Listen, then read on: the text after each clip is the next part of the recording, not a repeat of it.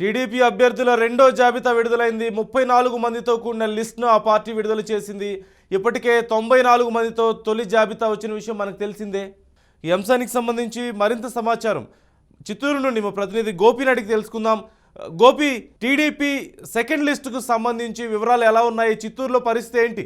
నందు మొత్తం మీద అంటే గత కొద్ది రోజుల నుంచి కూడా అంటే తెలుగుదేశం పార్టీ అధినేత చంద్రబాబు మొదటి నుంచి కూడా అంటే ఫస్ట్ విడతలో దాదాపుగా 94 మంది అభ్యర్థుల పేర్లు ప్రకటించిన తర్వాత రెండోసారి అంటే రెండో విడతకి సంబంధించి ఇప్పటికే కూడా అందరూ కూడా ఆతృతగా ఎదురు చూస్తున్నారు. ఇప్పటికే ఆయా అభ్యర్థులు పెద్ద ఎత్తున అంటే అప్పటి వరకు కూడా ఇన్ఛార్జీలుగా అంటే నిన్నటి వరకు కూడా ఇన్ఛార్జీలుగా ఉన్నటువంటి వాళ్ళందరూ కూడా పెద్ద ఎత్తున ప్రచారాలు చేసుకుంటున్నారు. అదే స్థాయిలోనే జనాల్లోకి వెళ్తున్నారు.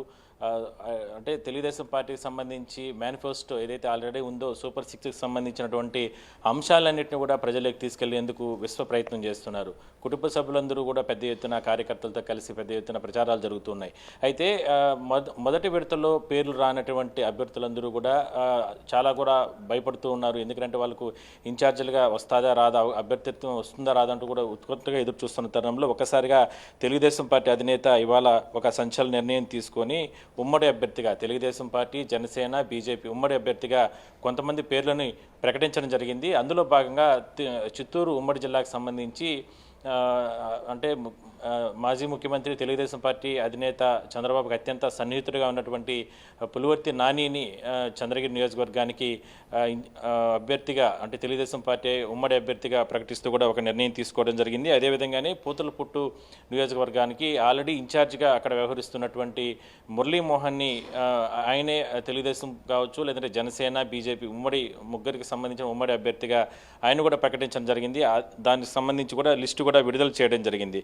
ఇక తిరుపతికి సంబంధించి తిరుపతి జిల్లాలో వెంకటగిరికి సంబంధించి కురుగొంట్ల లక్ష్మీప్రియాకి అవకాశం కల్పించడం జరిగింది. మరికొంతమందికి మనం ఒకసారి చూస్తున్నట్లయితే చిత్తూరు చంద్రగిరి ఆల్రెడీ పులివర్తి నాని అంటే పులివర్తి వెంకట మణిప్రసాద్కు, అదేవిధంగా తిరుపతి జిల్లాలోనే శ్రీకాళహస్తి నియోజకవర్గానికి సంబంధించి బొజ్జల అంటే మాజీ మంత్రి అక్కడ ఆయన కుమారుడు వెంకట సుధీర్ రెడ్డిని అంటే ఆయన ఇన్ఛార్జిగా ఆల్రెడీ గత కొద్ది రోజుల నుంచి కొనసాగుతున్నాడు. అంటే 2019లో కూడా ఆయన తెలుగుదేశం పార్టీ తరఫున అక్కడ పోటీ చేయడం జరిగింది. అయితే అప్పుడు ఉన్నటువంటి పరిస్థితుల కారణంగా ఓడిపోవడం జరిగింది. దాని తర్వాత ఇన్ఛార్జిగా కొనసాగిన తర్వాత మొదటి లిస్టులో ఆయన పేరు వస్తుంది అనుకున్నప్పటికీ కూడా రాలేదు. కొన్ని రాజకీయ సమీకరణాలు, రకరకాల ఇష్యూల కారణంగా రాలేకపోయింది. అందువల్లనే ఈసారి రెండోసారి ఇస్తున్నటువంటి దీంట్లో ఇవాళ ప్రకటించిన నేపథ్యంలో ఇందులో ఆయన పేరు కూడా రావడం జరిగింది.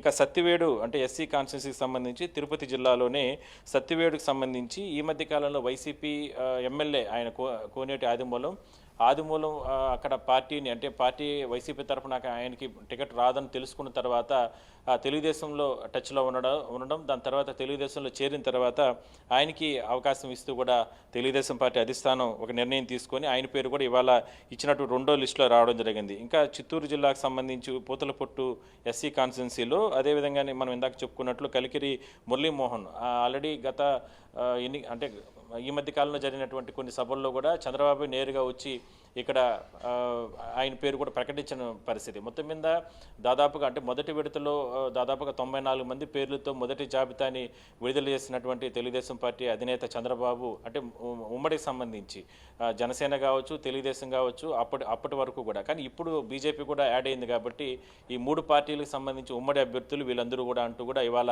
34 మంది పేర్లు కూడా ప్రకటించినటువంటి పరిస్థితి. మొత్తం మీద రాష్ట్రంలో రాజకీయాలకు సంబంధించి ఇప్పటికే కూడా ఎన్నికలకు దగ్గర పడుతుంది. మరో 2-3 రోజుల్లోనే నోటిఫికేషన్ కూడా వచ్చేస్తున్న తరుణంలో ఇంకా కూడా ఇన్ఛార్జీలుగానే కొనసాగుతున్నారు. ఎమ్మెల్యే అభ్యర్థులుగా వీళ్ళకందరికీ కూడా అవకాశం ఇవ్వడం లేదు అని ప్రతిపక్షాలు కానీ రకరకాల అంటే అధికార పార్టీ నుంచి కూడా రకరకాల ఇష్యూస్ వస్తున్న నేపథ్యంలోనే ఈ తెలుగుదేశం అధినేత కూడా ఈ రకమైన నిర్ణయం తీసుకుని ప్రకటించినట్టు కూడా తెలుస్తుంది. మొత్తం మీద మరో నెల లోపలనే పూర్తి స్థాయిలో ఈ రకమైనటువంటి మొత్తం అంటే ఎన్నికలకు సిద్ధమయ్యే అవకాశం అయితే ఉంది. నందు, అంటే ఇప్పుడు ప్రధానంగా 2 రకాల సమస్యలు ఉన్నాయి. ఇప్పుడు టీడీపీ, జనసేన, బీజేపీ విషయానికి వచ్చేసరికి ఒకటి టీడీపీ నుంచి అత్యధిక సంఖ్యలో యాస్పిరెంట్స్ ఉండడం అనేది ఒక సమస్య అయితే, రెండోది అభ్యర్థులను ప్రకటించిన చోట అది ఏ పార్టీకైనా సరే, టీడీపీ అయినా సరే, జనసేన అయినా సరే, బీజేపీ అయినా సరే, 3 పార్టీల క్యాడర్ కానీ నాయకులు కానీ కలిసి పనిచేయడం, ఈ 2 సమస్యలని ఎలా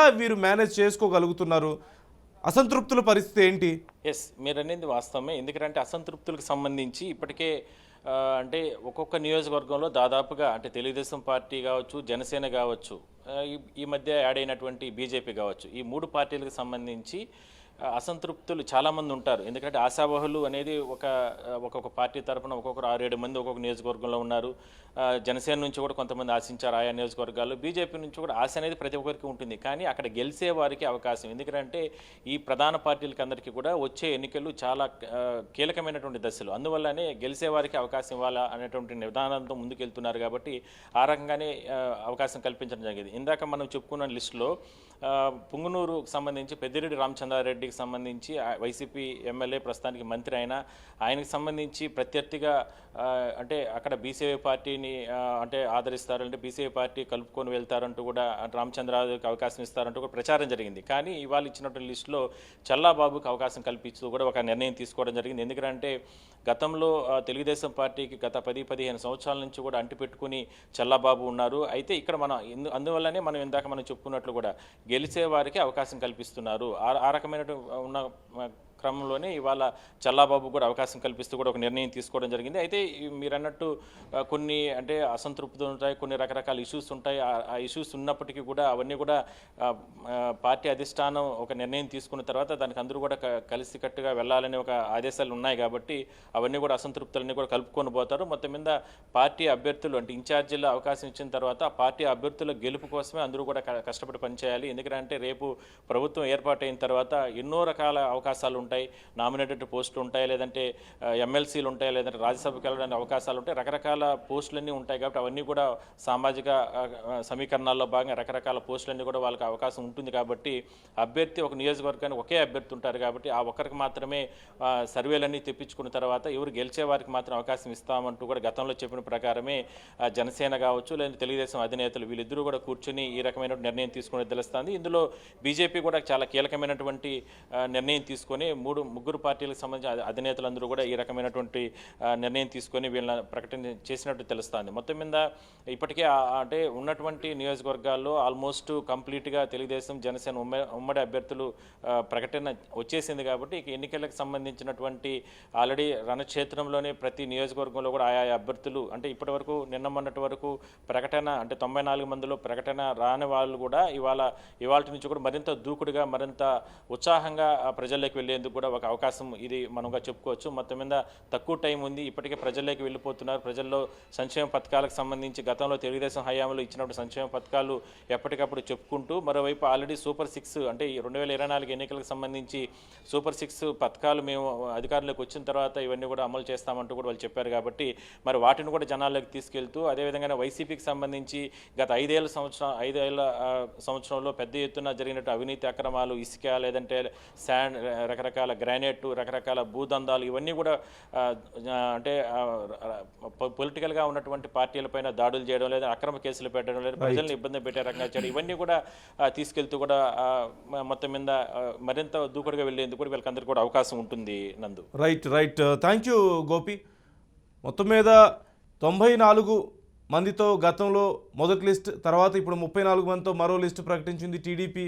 ఆల్మోస్ట్ అభ్యర్థుల విషయంలో 3 పార్టీలు కూడా కొంత క్లారిటీ వచ్చినట్లుగానే కనిపిస్తుంది. ఇటు బీజేపీ అయినా సరే, జనసేన అయినా సరే, టీడీపీ అయినా సరే. అయితే ఇక్కడున్న అతిపెద్ద సమస్య ఎన్నికల సమయం వరకు 3 పార్టీలకి సంబంధించిన క్యాడర్ అయినా సరే, నాయకులు ఇప్పుడు టికెట్ వచ్చిన వాళ్ళైనా లేదంటే ఆస్పిరెంట్స్ అయినా సరే కలిసి పనిచేయడం, క్యాడర్ని తీసుకెళ్లడం ముందు సమిష్టిగా అనేదే పెద్ద సమస్య.